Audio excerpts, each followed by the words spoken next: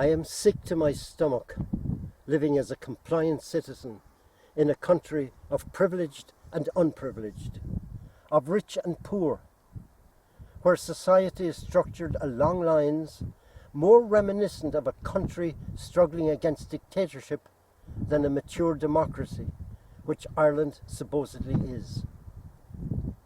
About 100 years ago, my grandfather's generation fought a bloody campaign to break free from British rule. But tragically, the Ireland of today is far removed from the dreams and aspirations of those patriotic men and women. Who could have foreseen then that the new republic would so quickly revert to the social divisions of past centuries, during which the privileged, protected elite of landlords and landed gentry sucked millions upon millions from the Irish economy, while the poor were being evicted and forced to leave the country or starve. For tragically, that description of the past fits exactly the Ireland of today.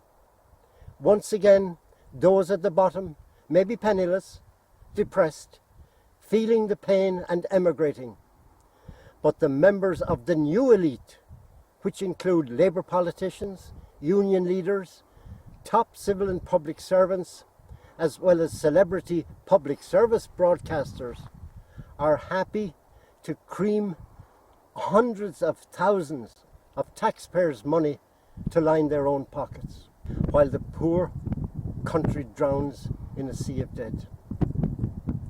My purpose in making this series of mini documentaries is twofold. Firstly, to highlight the real social and financial crisis in Ireland, and secondly, to try and impress upon my fellow citizens the urgency for radical change in the way our country is run. I am not a politician, but I believe passionately in democracy and in its capacity to accommodate radical changes that have to happen. The biggest impediment to change is that Irish people have lost all trust in politicians and in the political system. Their disillusionment is so great as to be almost impossible to counteract. My motivation in trying against these odds is an undying love of my country and my faith in humanity. I am determined to do my utmost for my country as long as I live, and have the health to do so.